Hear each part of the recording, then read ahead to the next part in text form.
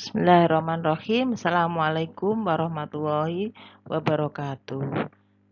Di awal pertemuan tadi sudah ditugaskan untuk membuka video tentang perumusan indikator pencapaian kompetensi atau IPK. Nah, sekarang yang kedua, video tentang bagaimana kita merumuskan indikator pencapaian kompetensi dan tujuan pembelajaran. Kita praktekkan sekarang. Baik, sekarang kita mulai dengan praktek perumusan indikator pencapaian kompetensi.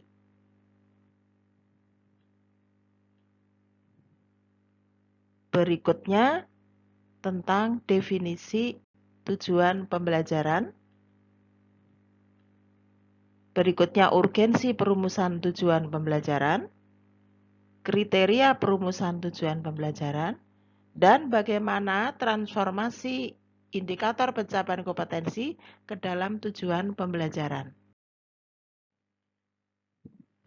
Oke, ayo kita praktekkan sekarang. Mengambil salah satu contoh bidang studi PPKN kelas 1 SDMI KD 3.2, mengidentifikasi aturan yang berlaku dalam kehidupan sehari-hari. Ingat, ini kognitif karena kode 3.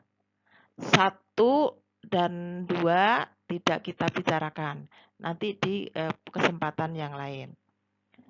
Sesuai dengan cara-cara yang awal, yang dalam video sebelumnya. Kita cermati kata kerja kunci dari KD. Sudah kelihatan ya? Kata kerja kunci dalam KD adalah mengidentifikasi. Berikutnya, kita cermati muatan atau materi yang tersurat, yang terumuskan dalam KD ini. Apa di sini terlihat? Aturan yang berlaku sehari-hari di rumah. Itu muatan yang tersurat dalam KD. Baik, berikutnya. Nah, di dalam kognitif itu ada C1, C2, C3, C4, C5, dan C6. Sesuai dengan kriterianya bahwa kita mulai dari yang sederhana ke yang sulit. Kita mulai C1, mengidentifikasi termasuk C1. Bisa kita gunakan lagi kata kerja yang ada dalam KD. Jadi tetap menggunakan kata mengidentifikasi. Sehingga untuk C1 dari KD 3.2 menjadi rumusan indikator 3.2.1 berbunyi mengidentifikasi aturan yang berlaku dalam kehidupan sehari-hari di rumah. Ini urgen sesuai dengan kriteria yang pertama, urgensi. Sehingga anak harus tahu. Kita menginjak yang lebih sulit. Dari C1 menginjak ke C2. Sehingga menjadi rumusan indikator 3.2.2. Menjelaskan alasan pentingnya aturan yang berlaku dalam kehidupan sehari-hari di rumah.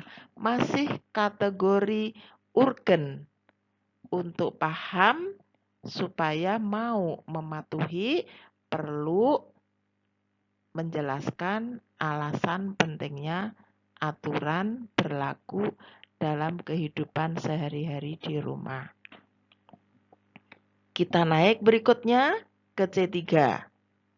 Sesuai dengan kriteria kontinuitas. Menjadi rumusan indikator 3.2.3. Mengurutkan aturan yang berlaku dalam kehidupan sehari-hari di rumah. Kontinu, karena berhubungan dengan indikator dan KD berikutnya. Apa KD berikutnya? Mulai kita naik atau dari yang lebih sulit. sehingga menjadi rumusan indikator 3.2.4.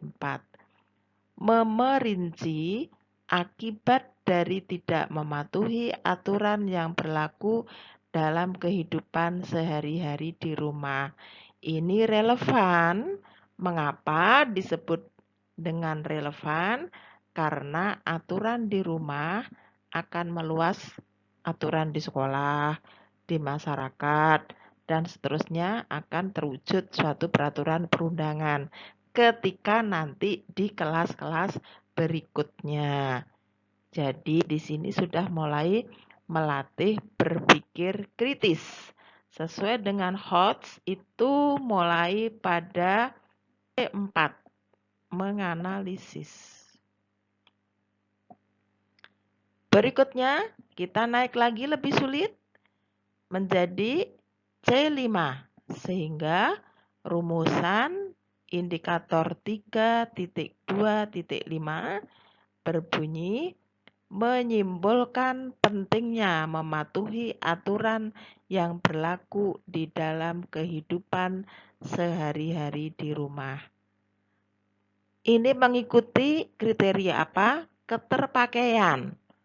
Maksudnya untuk diterapkan, untuk membentuk peserta didik menyadari perlunya mematuhi aturan yang berlaku di lingkungan rumah, sekaligus melatih berpikir kritis.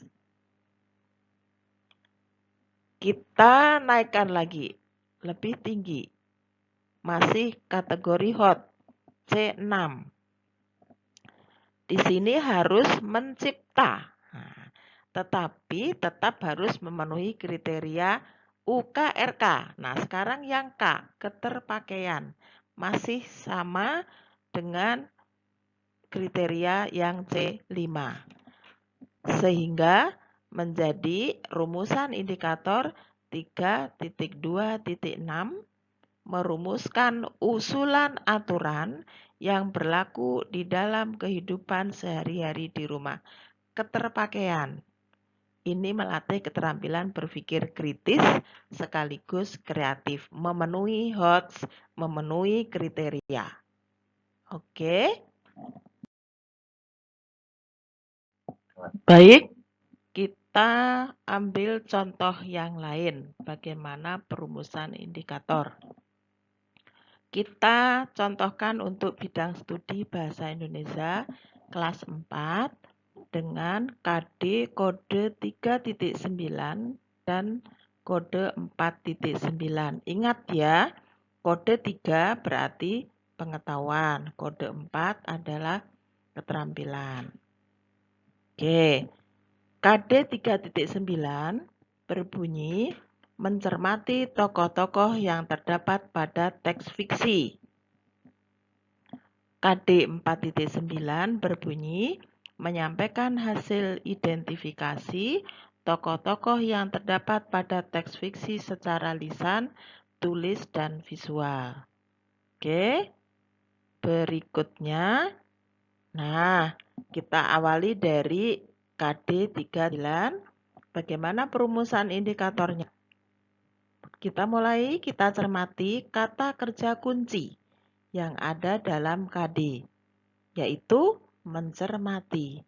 Berarti pengetahuan untuk meneliti dan merinci.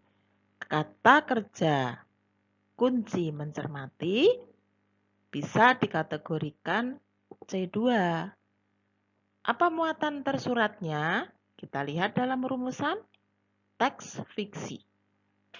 Kita mulai merumuskan indikator pencapaian kompetensi diawali dari yang sederhana menuju ke yang sulit. Yang sederhana dulu, walaupun di situ C2, kita awali dulu sebagai pengantar anak-anak.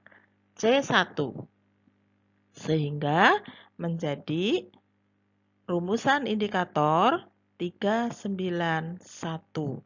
Menyebutkan cara menemukan tokoh dalam teks fiksi secara lisan. Urgen untuk bisa menemukan tokoh dalam teks fiksi harus tahu caranya dulu. Berikutnya menginjak yang lebih sulit ke C2.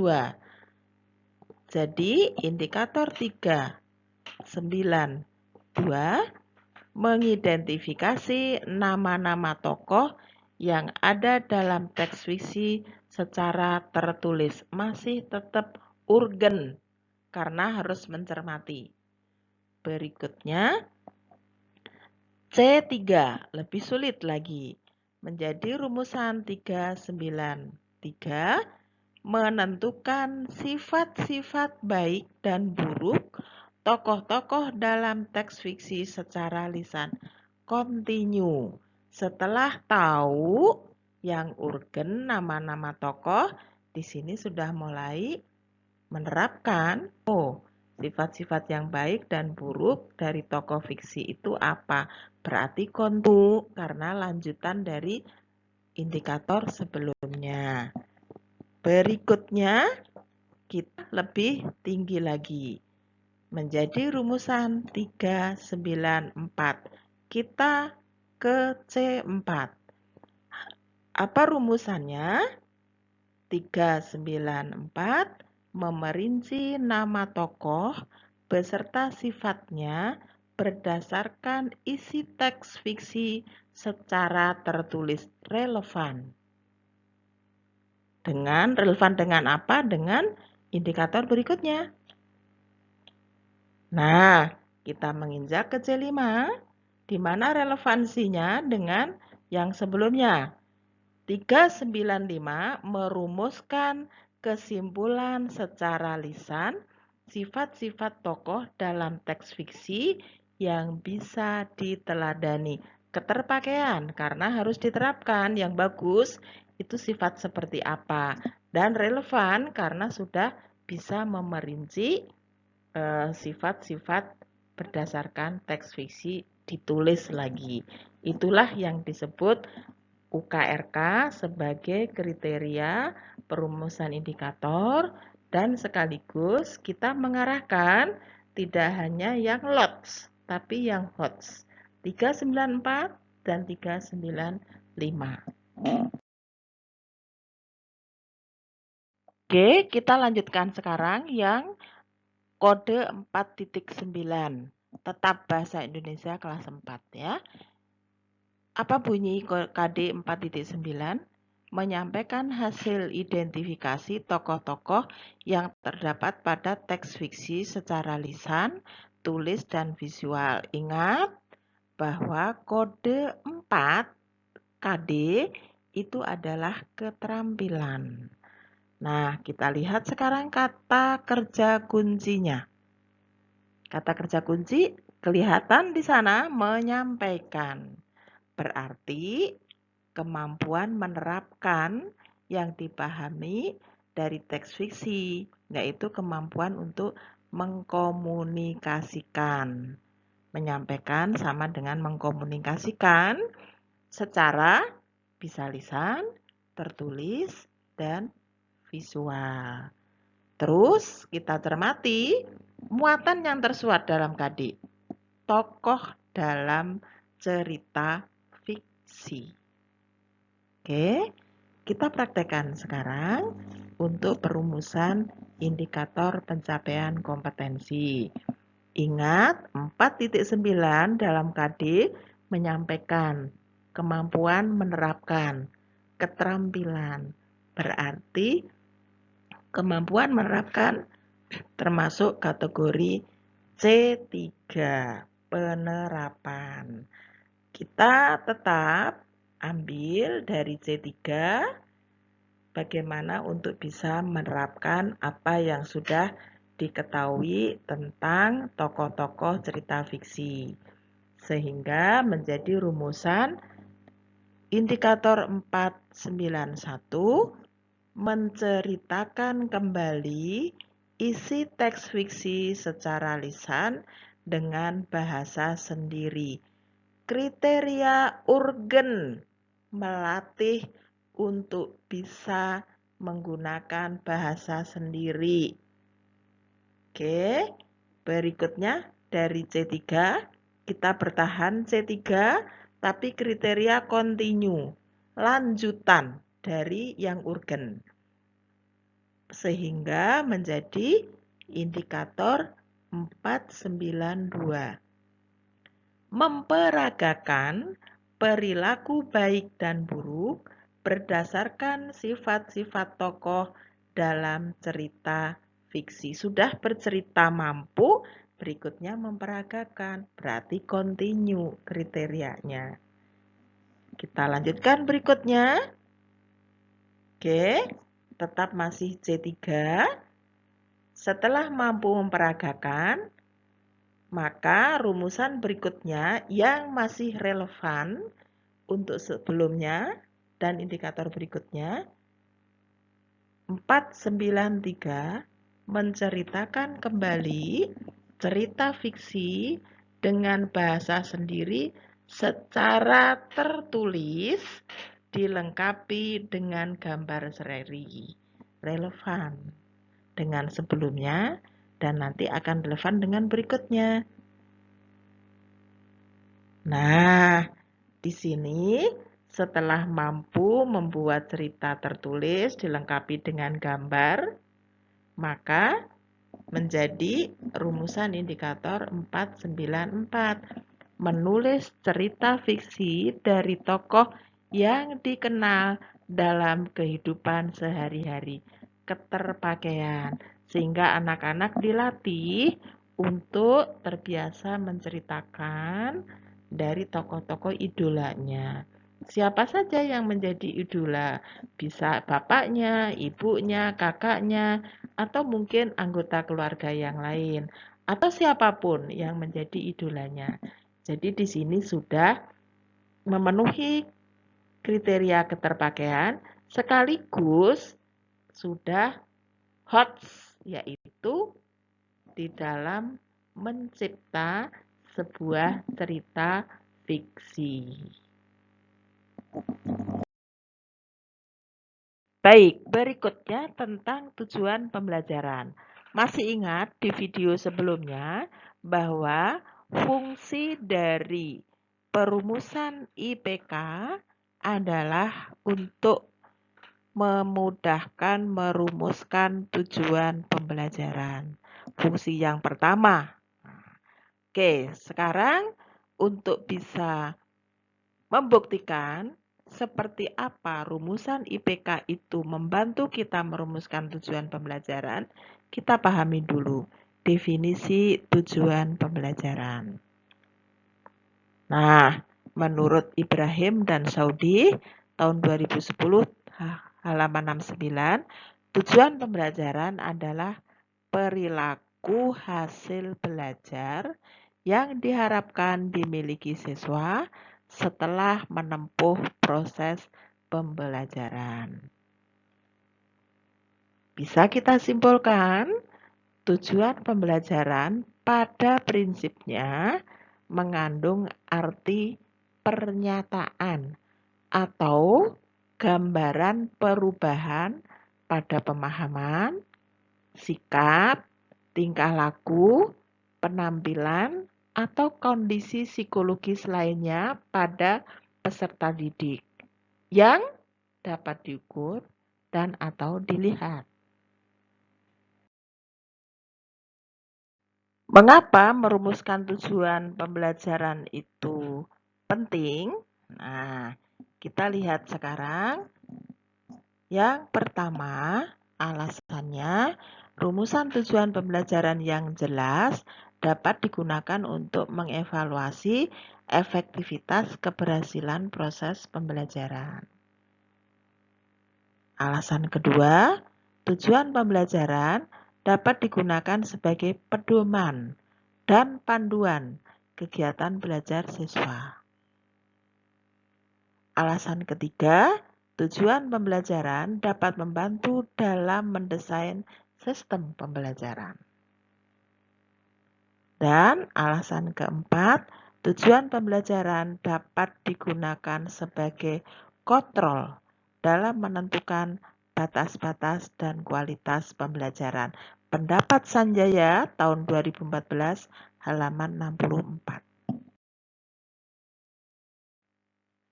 Sebelum merumuskan tujuan pembelajaran, kita harus pahami dulu kriteria perumusan tujuan pembelajaran.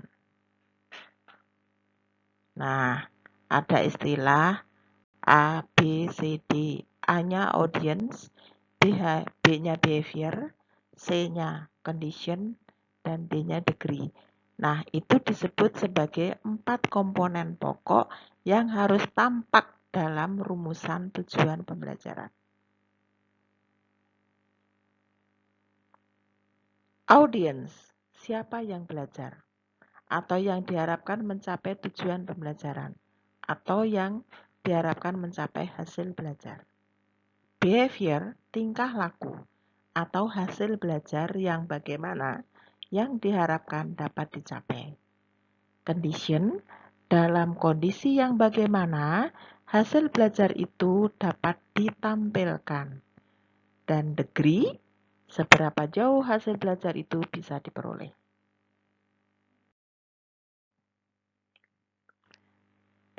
Kita buktikan sekarang bagaimana mentransformasi rumusan indikator pencapaian kompetensi ke dalam rumusan tujuan pembelajaran. Sebagaimana fungsi yang pertama ya dari rumusan IPK. Kita lihat. Rumusan IPK yang sudah kita rumuskan dari Bahasa Indonesia kelas 4, KD kode 3.9, mencermati tokoh-tokoh yang terdapat pada teks fiksi. Terumuskan tadi menjadi 4 indikator pencapaian kompetensi. Dari 4 indikator pencapaian kompetensi, kita transfer atau kita transformasikan dalam rumusan tujuan pembelajaran dengan kriteria A, B, C, D. IPK yang pertama, menjelaskan cara menemukan tokoh dalam teks fiksi secara lisan. Nah, melalui penjelasan guru dengan alat bantu video, berarti condition.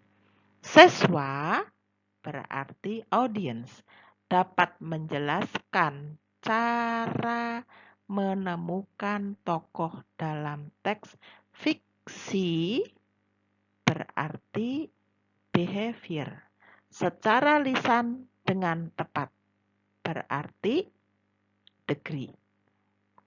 Berikutnya yang kedua. Nih, sebagai bukti rumusan IPK ditransformasikan pada rumusan tujuan pembelajaran. Tinggal menambah ABD. Nah, mengidentifikasi nama-nama tokoh yang ada dalam teks fiksi secara tertulis, rumusan IPK. Berikutnya ditransformasi ke tujuan pembelajaran. Dengan mengamati tayangan video tentang cerita fiksi, berarti condition. Berikutnya, siswa, audience, dapat mengidentifikasi tokoh yang ada dalam cerita fiksi, berarti behavior, dengan benar, berarti degree.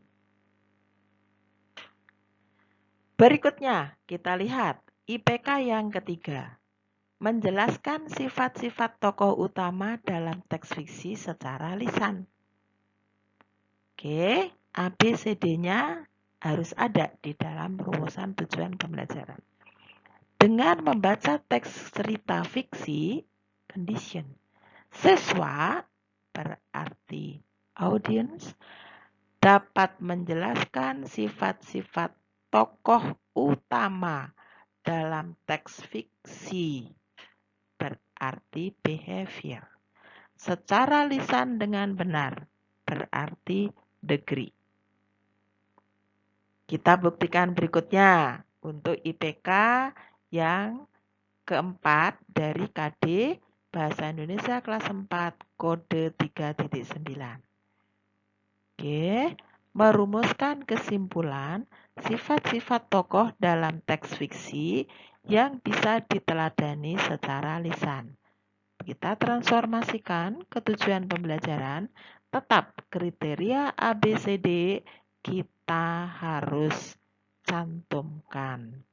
Sehingga dari IPK keempat menjadi rumusan tujuan pembelajaran yang keempat juga, dengan mengidentifikasi sifat-sifat tokoh dalam teks fiksi, condition, siswa, audience, dapat merumuskan kesimpulan sifat-sifat tokoh dalam teks fiksi, behavior, yang bisa diteladani secara lisan dengan benar.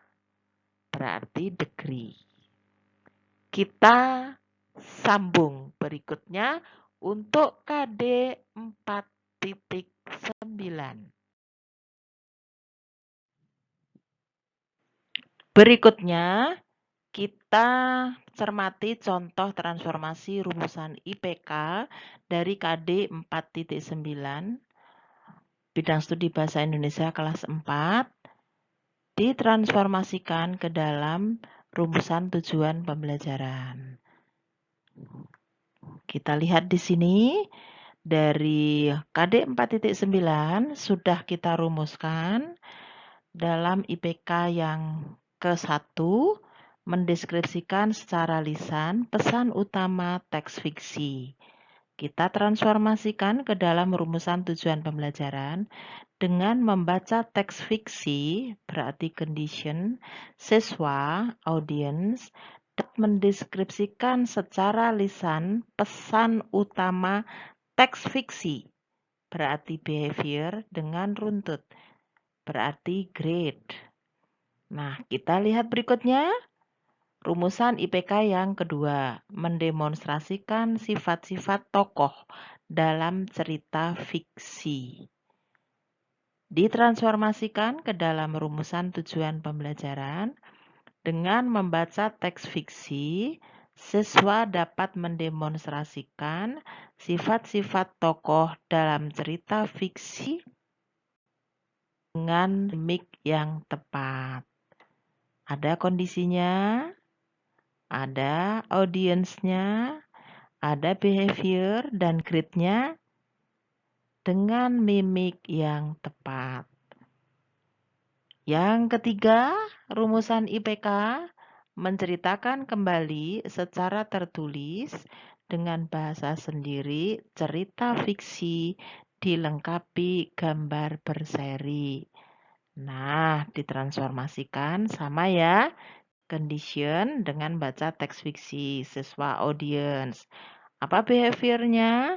Dapat menceritakan kembali secara tertulis dengan bahasa sendiri dilengkapi gambar seri, berarti behavior, dengan runtut, grade.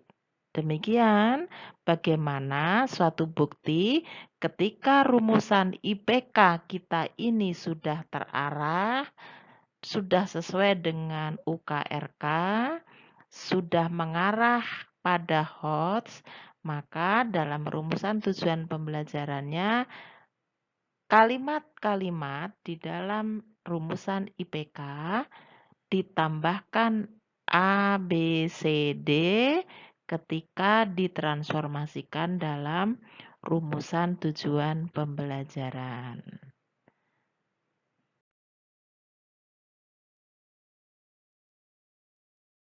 Thanks a lot, selamat mencoba. Semakin sering berlatih akan semakin terbiasa. Terima kasih.